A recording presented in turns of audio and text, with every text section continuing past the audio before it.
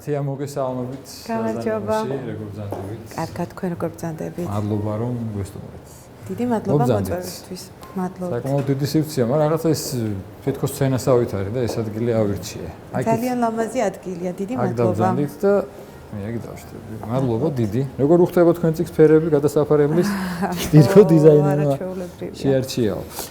ვიცი რა, მადლობა რომ წიგნით წამოიღეთ, იმიტომ რომ დიდწილა ჩვენ ამ წიგზე გვექნება საუბარი და მე მინდა რომ მაყურებელს, ჩვენ მსმენელს უთხრა წიგზე და თქვენზე, ნათია ჭონგურიძე შეუძლებელი არაფერია. ჩაისაც შემოგთავაზებენ. დიდი მადლობა. დიდი მადლობა. ესეთი მომსახურებაა ზაზანობაში. შემოსული არ ახართ უკვე, ესე იგი რა რითისთენ პატევის სტუმარს. იყარ ჩაკრი. ძალიან. ჩაკრი თუ უშაქრო? უშაქროდ. შენიერ, მეც უშაქროს მომხრე ვარ. ნათია, ძალიან დამაინტერესა როცა გავიგე ამ წიგნის შესახებ და თქვენ შესახებ, თქვენ ბრძანდებით პედაგოგი მასწავლებელი, რომელიც ასწავლით ინკლუზიური განათლების ეს მიმართულებით, ხო? დიახ.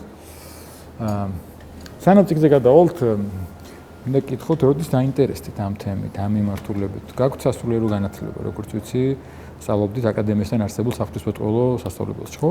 როგორ ქვია ზუსტად, არასწორად არ ვთქვა. სასულიერო აკადემიასთან არსებული საღვთისმეტყველო ინსტიტუტი. ინსტიტუტი, კი ბატონო.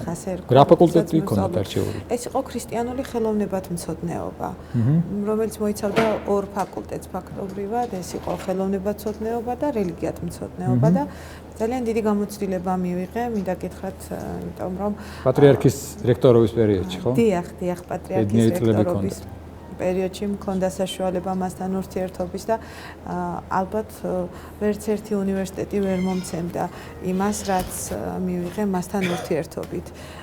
იმიტომ რომ ჩვენი უწმინდესი გარდა იმისა, რომ არაჩვეულებრივი წინამძღოლია ჩვენი ეკლესიის, არის საოცარი პედაგოგი და აქვს ეს ნიჭი, უნარი ყველა სხვა ნიჭთან და უნართან ერთად და მადლობელი ვარ ღმერთის, რომ ხვდაწილად ეს ბედნიერება და სწორედ მასთან ერთად გავიარე ჩემი სტუდენტობა.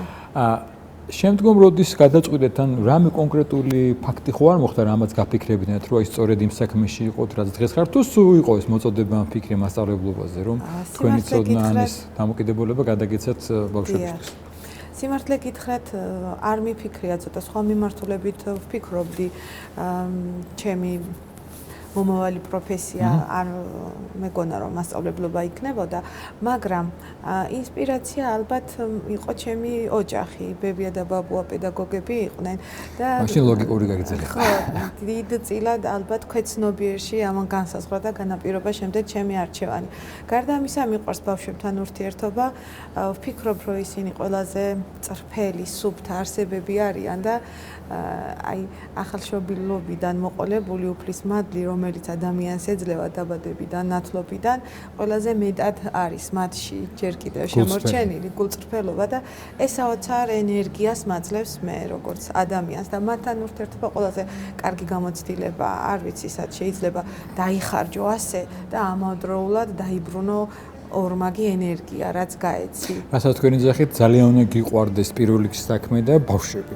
იმიტომ რომ ეს ბევრისგან მომისმენია ცხადია რომ მასწავლებელს თუ ბავშვი არ უყვარს შეუძლებელია რამე ასწავლოს, იმიტომ რომ ასევე ხო გაგვიგია ჩვენ რომ ბავშვებისთვის საყვარელი მასწავლებელი ან პირიქით შეიძლება ბრწყინვალე პროფესიონალი რა არ უყვარს, აი ეს დამოკიდებულება და ბავშვი ძნობს ძალიან დამოკიდებულებას. ძალიან სენსიტიურები არიან. ძალიან რთული პროფესია. ურთულესი და ამავდროულად ძალიან საპასუხისმგებლო, იმიტომ რომ ბავშვების ჩამოყალიბების პერიოდში ხარ, ხო? დიახ, განსაზღვრავ, შეიძლება შენმა ერთმა სიტყვამ სრულიად შეცვალოს მისი მომავალი და ყოველთვის ვცდილობ, რომ ჩემი ქმედება თითოეული გაკვეთილი თუ ფრაზა იყოს ისეთი, რომ მათზე დადებითი გავლენა მოახდინოს. ნათია, ინკლუზიური განათლება ის კიდე სხვა მომენტია, იმიტომ რომ ნებისმიერი ბავშვი აქვს თავის ხასიათი, თავის სირთულე, თავის დადებითი, მაგრამ ეს კიდე სხვა მომენტია, ხო? ბავშვები, რომლებიც მე ვთვლი, განსხვავებული ნიჭით დაიბადნენ. და ხშირად მგონია ხოლმე, რომ აი ბევრისთვის ესეთი ბავშვები არიან პირიქით აი ღმერთის მიცემული საშუალება ბევრი რამისთვის და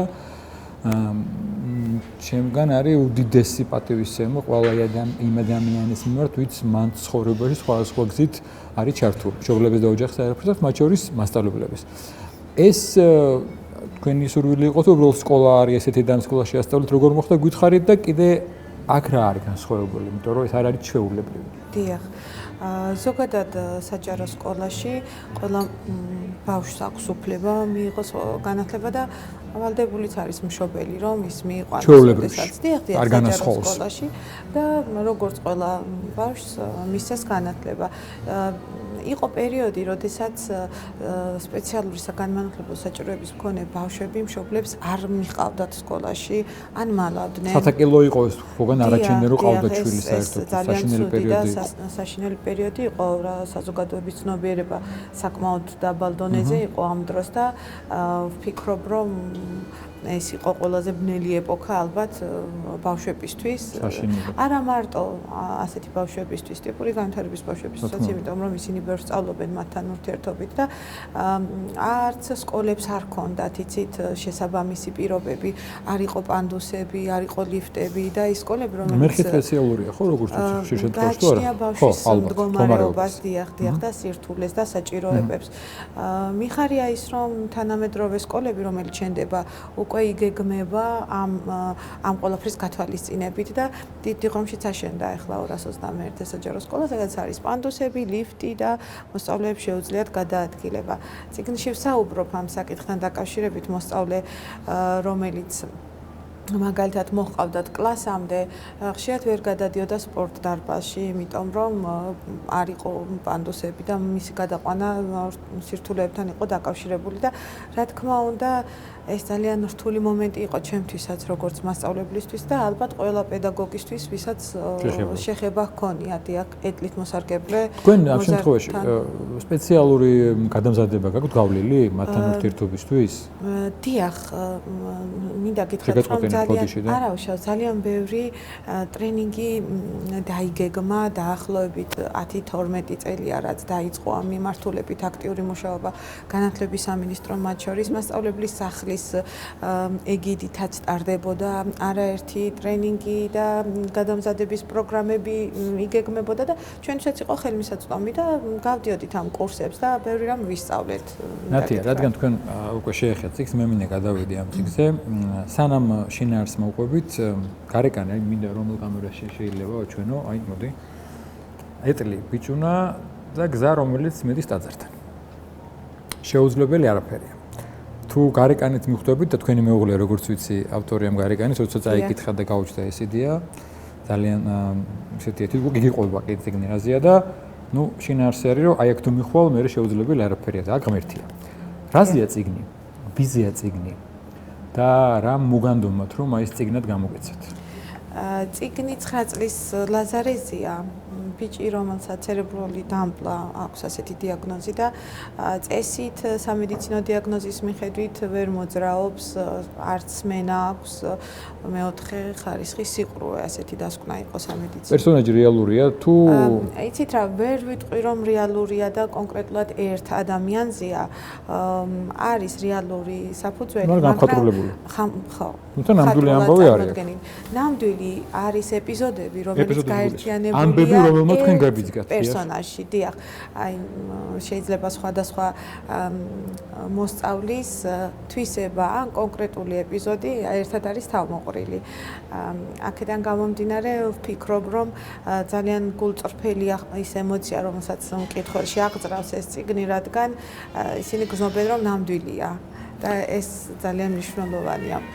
პირდაპირ კითხვას დაგისვამ და ვფიქრობ უფრო ნათელი გახდება ციგნი რაზეა და ვისთვის არის. აი დაუშვათ ახლა უცებ ჩვენი გადაცემიდან ისე შემთხვევით ადამიანმა გაიგო ამ ციგნის შესახებ, რომელსაც ყავს ოჯახში ან საახლობლოში მსგავსი ტიპის ადამიანი და არ იცის ჯერ კიდე როგორ ურთიერთოს, ან კიდე ვერ ხვდება სკოლაში მიყვანოს თუ არ მიყვანოს.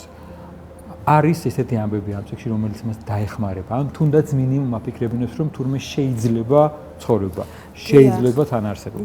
და ამაზე გითხარით, მაინც ციგნში მოცემული ამბები, გადმოცემული ისტორიები აჩვენებს მკითხველს, რომ არსებობენ ასეთი ადამიანები, რომლებსაც გარკვეული შეზღუდვები აქვთ, შეიძლება რაღაც მიმართულებით მათ ჩვენი შეფასებით რაღაც არ შეუძლიათ, მაგრამ ის რაც გარეგნულად არ ჩანს, ხშირად იმალება მათ ბუნებაში და შინაგან სამყაროში. როგორც გითხარით, 9 წლის ბიჭუნა ვერ დადის, ვერ საუბრობს და მოძრაობებიც ხშირად უნებლია, მაგრამ საოცრად მრავალფეროვანი და მდიდარია მისი შინაგანი სამყარო და წიგნი გვიყვება იმის შესახებ, როგორ აღმოაჩენს ამ ყველაფერს ნელ-ნელა და ეტაპობრივად მასწავლებელი. აი, როგორ ეშინია თავიდან მასთან ურთიერთობის, როგორ დაძაბულია დაბრკოლებების, გადალახვის ძალიან დიდი შიში აქვს, მაგრამ მომწონს მართა მასწავლებელი ის არ ნებდება. მიუხედავად იმისა, რომ გარემო, რომელიც მის ირგვლივ არის, ცოტა სკეპტიკურად არის განწყობილი და დიდწილად ისიც არ მოსწონთ, რასაც მართა აკეთებს, იმიტომ რომ შენ რომ ამდენს აკეთებ ზედმეტად და მაშინ და იმ პერიოდში ეს ცოტა ზედმეტიც იყო, შეიძლება ესავალდებულო გახდეს ყველასთვის და ზოგჯერ ადამიანებს ზედმეტ პასუხისმგებლობების აღებაც არ უნდათ. დიახ, არადა ამ დროს ყველაზე მთავარი და მნიშვნელოვანი ბავშვის ინტერესები იკარგება და მე მინდა ეს დაინახოს ყველა პედაგოგმა, ყველა სპეციალური საგანმანათლებლო საჭიროების მოსწავლესთან ურთიერთობის სპეციალისტმა და აღმოაჩინონ ბავშვებში ის, რაც ერთ შეხედვით დამალულია. რადგან ჩვენი გადაცემა დიდწილად გულისხმობს რელიგიაზე საუბარ და ჩვენი არხით. და ჩვენ კიდევ ერთხელ ვთქვი, რომ ხედავთ აზრს. და ჩემთვის ეს გარეკანი არის, რომ შეუძლებელი არაფერია თუ შენ ღმერთთან ხარ. დიახ. არის რელიგიური თემაც აქ და ანიციან თუნდაც რეალურ ფაქტებზე, რომელიმე თქვენი ნაცნობის და მოსწავლის შემთხვევაში, რომ ოჯახი მარ წმენით დაიჯერებთ და წმენით შეძლო შეუძლებელია. დიახ. არის ასეთი გამოცდილება საბედნიეროდ მაქვს, რაც შეეხება გარეკანს ვიტყვი იმას, რომ ძალიან რთული იყო ჩვენთვის, როდესაც დადგა ეტაპი გარეკანის შეთანხმების, აი გადმოცემა რა უნდა ყოფილიყო და როგორც ვთქვი, მეუღლე მხატვარია, სხვათა შორის ისიც სასულიერო აკადემია სემინარია დამთავრებული. მან თქვა შეხვდით ერთმანეთს. არა, უბრალოდ მე მისი რჩევით ჩავაბარე და ერთად გავატარეთ სტუდენტობა. და ასე დაინახა მან ის რაც იყო თუ თქვენი მეუღლის კურსელები დღეს სასულიერო პირები არიან, არა ერთ, მათ შორის ჩვენი ტელევიზიის სტუმრებიც. კი ბატონო, უმეტესად ყველა სასულიერო დასში მოღვაწეობს დღეს. და აი ასე დაინახა მკითხველმა, რომელიც ერთ-ერთი პირველი იყო და მიზერებდა ემოციებს, როდესაც უკითხავდი ყოველახარ თავს და რაც შეეხება ღმერთზე საუბარს და ზოგადად პარალელებსა და იმ სიუჟეტებს, რაც აქ არის გადმოცემული, დიდწილად ეს წიგნი სწორედ რელიგიურ თემაზეც არის, გარდა ინკლუზიისა და გარდა სასკოლო სივრცისა, სადაც ხდება მოვლენები, იმიტომ რომ პერსონაჟის ბებო ღრმად მორწმუნე ადამიანია და არის ერთი ეპიზოდი, როდესაც ლაზარე ამბობს, რომ როდესაც ბებო ლოცულობს, სახე უნათდება და ალბათ იმიტომ რომ თევზი უყვარს, თევზი ხომ ფოსფორს შეიცავს. ამით თითქოს დამალულიც არის ის, რომ ღვთისმოსავი ადამიანები მადლიცავსენი ხშირად შინაგანადაც ანათებენ და თან ერთი შეხედვით უბრალო მკითხველისთვის, რომელსაც ეს სიღრმეები არ აქვს ღვთისმეტყველო, შეიძლება უბრალოდ სახალისოდ წასაკითხი იყოს, ან სხვა ინტერპრეტაციით გაიგოს. დედაც და ბებოც პერსონაჟები უფლის რწმენით გაჯერებული და აღსავსე ადამიანები არიან და ლაზარე ამბობს, რომ მასთან ხშირად მიდის ღამე უფალი და ის ამ დროს ყველაზე კარგად გრძნობს თავს, თუმცა რო იღვიძებს ეს სიმძიმე ისევ აწუხებს. მოკლედ ბევრი ეპიზოდია, რომელიც ვფიქრობ მკითხველისთვის საინტერესო იქნება. ჩემი აზრით, ადამიანი, რომელიც თუ თავად არ ფიქრობს, რომ ხსნა არის ტაძარში, რომ გზა უნდა მიდიოდეს ტაძრისკენ, რომ შეუძლებელი არაფერია თუ ღმერთთან ხარ და ასე შემდეგ და ის სიუჟეტები რაც მოყევით, თუ თვითონ არ ჯერა ამას არ დაწერს ან არ მოუნდება. შეიძლება გაგვანდოთ თქვენი დამოკიდებულება პირადი როგორია ღმერთთან, როგორი იყო და როგორ დაიწყო ეს პირველი საფეხურები. დიახ. აი მაგალითად პედაგოგობაზე გითხარით ბებია ბაბუის მაგალითი. თუ იყო ავთქვათ ოჯახი და ნუ ეს მაგალითი ვისითაც თქვენ გაიგეთ რომ არსებობს ღმერთი და ამას დაადეკეთ. ან თუ გაგვანდობთ როგორ დაუკავშირდა როგორია? ყოველთვის როდესაც საუფლო დღესასწაული იყო დედას ტაძარში დავყავდით. ბავშვობიდან? და ჩემი და ბავშვობიდან დიახ. მაშინ არ იყო არც ამდენი მოქმედი ეკლესია და თითქოს ეს ტრადიციაც წირვალოცვაზე სიარულის იმდენად აქტიური და აქტუალური ეს საკითხი, თუმცა არ არსებობდა ბზობა, აღდგომა, ხარება, რომ აი ჩვენ არ წავსულიყავით სანთელს ავანთებდით და დავბრუნებოდით. აბა დასაწყისი ეს იყო. შემდეგ ჩემი ცხოვრება დაუკავშირე მეუღლის, რომელიც უკვე სემინარიის სტუდენტი იყო და ამან დიდწილად განაპირობა ის, რომ ერთენერული გამოცდებიც ჩავაბარე იმ წელს და აქაც ვცადე და ორივეგან ჩავირიცხე, მაგრამ არჩევანი გავაკეთე საფრთხმეტყველო ინსტიტუტზე და საბოლოოდ ეს დავასრულე და ამ პროცესში არაერთი სასულიერო პირი, ღირსეული და ნამდვილად ღირებული პიროვნება გავიცანი, რომელმაც ბევრი რამ მასწავლა და დამაკავშირა ღმერთთან და სიმართლე გითხრათ, ჩემი ცხოვრების მანძილზე ყოველთვის გრძნობდი უფლის ძალას და ის ყოველთვის არის ჩვენს გვერდით გვაძლიერებს და შეუძლებელია რომ ეს არ თქვა არ გამოსცე დამალო ან რა ვიცი დღეს თანამედროვე ცხოვრებაში იმდენად აი ამ ტექნოლოგიების ეპოქაში ეს გრძნობები და ემოციები თითქოს უფასურდება და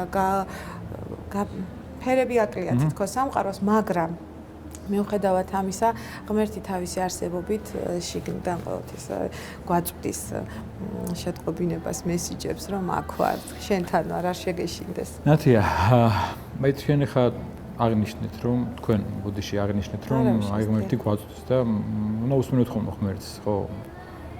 ერთ-ერთ სპექტაკლში მომწონს კაი ფრაზაა, რომ ანგელოზზე ეუბნება, რომ აბა რა გინდა რომ ღმერთი დაგიგიჟდეთ, თქვენთან ჩაიდალიოს და ესე გელაპარაკოთ, იმიტომ რომ ჩვენ თუთა გავზარმასთით და მე არაფერი ვიქნა და ყველაფერი ღმერთი მაკეთოს და აი ამ ფერები რა თქვენ თქვი და იმას რომ მუდამ გახსენებს და მუდამ გაძლევს საშუალებას რომ გადარჩე და შენი სულ გადაერჩინო აი ამ საშუალებებში ხო არ არის ერთ-ერთი ამ ტიპის ბავშვებთან ურთიერთობაც ან ოჯახისთან მასწავლებლისთვის რომ ეს შენთვის შეიძლება მასთან ურთიერთობას კიდე ზრუნვაზე და იმაზე არ ვიძახი, იმიტომ რომ შეიძლება ის აქეთ გვეხმარება თავის არსებობით.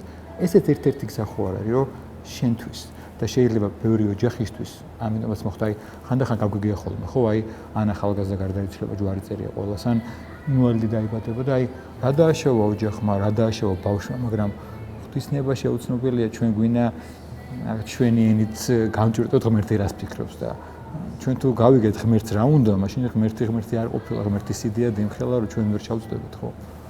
რა თქმა უნდა. ყოველ ბავშვთან ურთიერთობა და განსაკუთრებით სპეციალური საგანმანათლებლო საჭიროების მქონე მოსწავლეებთან არის ალბათ ეს ბეწვის ხიდი, რომელსაც ადამიანი გადის, მათ შორის მასწავლებელი და შეუძლებელიც იქნება ღმერთის გარეშე ეს გზა სწორად გაიარო. თავის მხრივ იმდენად საოცარია უკან დაბრუნებული ენერგია და მადლი, რომელსაც ამ ბავშვებთან ურთიერთობით იღებთ, რომ აი არ შეიძლება რომ ის გარეშე ცხოვრება და არსებობა მოგინდეთ. მე როცა უყურებდი ხოლმე კლასს გადავხედავდი, აი თვალებით ვეძებდი მის თვალებს. იმდენი რამის ამოკითხვა შეიძლებოდა, თვალებით გეუბნება რა უნდა, რა მოსწონს, გიყვება ვერსაუბროს როგორც ვიცი, ხო? თუ აი სხვადასხვა ტიპის სხვადასხვა მოსწავლეებთან მქონია ურთიერთობა და აი ის მოსწავლეები, რომლებიც მაგალითად ვერ საუბრებენ, ხომ შეიძლება იყოს ასეთი მოსწავლე. იმდენ რამეს გეუბნებიან თვალებით, აი ეს უნდა გამოსადო, პირადად უნდა გამოსადო, რომ ზუსტად მიხვდე რას ვამბობ და ჩემი თხოვნაც ალბათ პედაგოგებისთვის მშობლებისთვის ის არის, რომ დაინახონ ეს ბავშვები და დაინახონ ის ძალა და ის რასაც ისინი სწორედ ამ თვალებით გვეუბნებიან. მათთან ურთიერთობა ნამდვილად ძალიან მნიშვნელოვანია ჩვენი სულის გადარჩენისთვისაც, იმიტომ რომ ჩვენ არ უნდა დაგვავიწყდეს, რომ დროებით ვართ ამ წუთის სოფელში და აი უკვე რამდენი წელი გავიდა, 40 წლის გავხდები ცოტა ხანში და თითქოს არაფერი და აი ეს წუთია სოფელი სულ მუდამ მიტრიალებს გონებაში და არ უნდა დავკარგოთ ტყუილად არც ერთი წამი და მაქსიმალურად უნდა ვეცადოთ, რომ აი იმ პერიოდში, რაც მოგვეცა უფლისგან და როგორც თქვენ ბრძანებთ, ზოგი ადრე გადის, ჩვენ არ ვიცით ხვალინდელი დღე გათენდება თუ არა, ყველაფერი გავაკეთოთ, მაქსიმალურად ბევრი მოვასწროთ და საგზალი დავაგროვოთ, რომ უფალთან მისასვლელი გზა გქონდეს. რაღაცით რო იქნებ გაგვამართლოს უმეტესად და მივუწეთ საშუალება. ნათია, რა ასაკის, რომელი კლასის ბავშვებს ასწავლეთ თქვენ? ამ ეტაპზე დაწყებით საფეხურზე ვარ. დიახ, თუმცა მქონია გამოცდილება მაღალ კლასებში მუშაობა. ეს ისტორიები, რაც თქვენ გაამხატრულეთ ამ დაახლოებით ისეთ ბავშვებმა, იციან რატო გულისხმობ, იცი რომ შეიძლება ზოგი ბავშვი რთული იყოს, ან უცებ მოდის და ვერ ხვდება, სხვანაირი ბავშვი ხდება. დიახ. სხვანაირი რაღაცით, ხო? იმიტომ რომ შეიძლება არაინკლუზიური და არა რაღაც ამ პრობლემების მქონე ბავშვი სხვანაირი იყოს, მაგრამ აი შეგუების პროცესი როგორ ხდება მათთან? ალბათ ამაზეც გიწევთ ხო მუშაობა, რომ არ ეგონოთ რომ სხვა ადამიანი უნდა გარიყო. დიახ. ბავშვებს თუ ჩვენ არ ვასწავლეთ, შეიძლება მემღებლობაც არ გქონდეთ. ამ მემღებლობას გულისხმობ. დიახ და აი ასეთ ბავშვებთან ურთიერთობით ისინი თანაგრძნობის, ემპათიის უნარს ივითარებენ და მე მithქვამს კიდეც მშობლებისთვის, რომ აი თქვენ მადლიერი უნდა იყოთ მაგალითად ლაზარესი, მის არის თქვენი შვილის კლასელი, მან ბევრი რამ ასწავლა თქვენ შვილებს. ისინი არა მარტო ლაზარეზე ზრუნვას იწყებენ მერე, რა თქმა უნდა, მასწავლებელი ძალიან დიდ დროს თამაშობს აქაც თავისი მაგალითით, რომელსაც აძლევს ბავშვებს.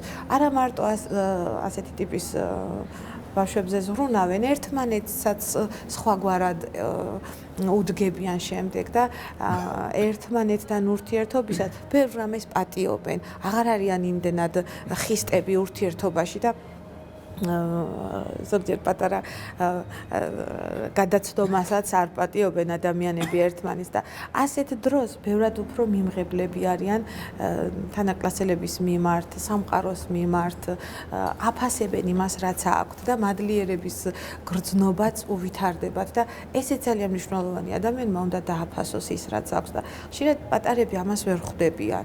ის რომ ორი ხელი აქვს და ორი ფეხი აქვს, სპორტის დარბაზში გადარბენა შეუძლია თავისით და არავის დახმარება არ სჭირდება. აი ესეც რომ ძალიან დიდი ნიჭი და მადლი და წყალობა უფლის და საჩუქარი, აი ამასაც იაზრებენ და ეს განსაზღვრავს შემდეგ იმას, რომ ძალიან კარგ პიროვნებებად ყალიბდებიან. ბოლოს მინდა კითხოთ, იმიტომ რომ ჩვენი დრო იწურება. როგორც ვიცი რა, სოციალურ ქსელშიც გაქვთ თქვენ პორტალი გვერდი და ასევე გავერთიანებ კითხვას, ინტერესის შემთხვევაში წიგნი შეიძლება მოიძიონ და აი სოციალურ გვერდით სად როგორ შეიძლება მოგდებიან და მოისმინონ თქვენი ქსელში, Facebook-ზე არის წიგნის გვერდი, შეუძლებელი არაფერია, შეუძლია დაინტერესებულ მკითხველს მოიძიოს, მოძებნოს წიგნი, მისწეროს და გვერდის ადმინისტრატორი დააკვალიანებს, სად როგორ შეიძლება მისი შეძენა. ძალიან დიდი მადლობა მოწვევისთვის, შანსისთვის, რომ თქვენთან ასეთი სასიამოვნო საუბარი მქონოდა. მე მინდა ვისარგებლო თქვენი ეთერით და ვუთხრა ყველა მშობელს, რომელსაც ყავს სპეციალური საგანმანათლებლო საჭიროების მქონე მოსწავლე, რომ ისინი თისგან დაჯილდოებული არიან განსაკუთრებული ნიჭით და მადლით და არ შეგვრცხვეს, არ დავმალოთ პირიქით, წავიყვანოთ ყველგან. ზოგჯერ ერიდებათ ხოლმე მშობლებს თეატრში წაყვანის დროს იკავებდნენ თავს, ექსკურსიაზე წაყვანის დროს იკავებდნენ. არა, მივცეთ საშუალება მათაც რომ აღმოაჩინონ გარე სამყარო რაც არსებობს და საზოგადოებასაც რომ დაინახონ ისინი როგორც ჩვენი მრავალფეროვანი სამყაროს საუკეთესო რჩეული ნაწილი და დააფასონ ის რაც აქვთ. ნამდვილად. მე მგონია რომ მერც ყველა უყვარს, მაგრამ აი ესე მგონია. შეიძლება ვწდები, შეიძლება მე შემიძლია რომ შეიძლება ხომ ერთ განსაკუთრებით უყვარდეს ისე. ამიტომ ეს გვახსოვდეს. ძალიან დიდი მადლობა ნათია თქვენი საქმისთვის და მადლობა საუბრისთვის, წარმატებას გესურვებთ. მადლობა თქვენ. ისეთი რაღაც არის ეს მოლოცვა და მადლი და დაიტიო და დათუნდე. არ უნდა გააკეთო, იცი შენ მოილოცე და ჩამოყვი მე მოვილოცე, იყავი ეს თქვენი ეს მოხდა ჩემზე და დათუნდე.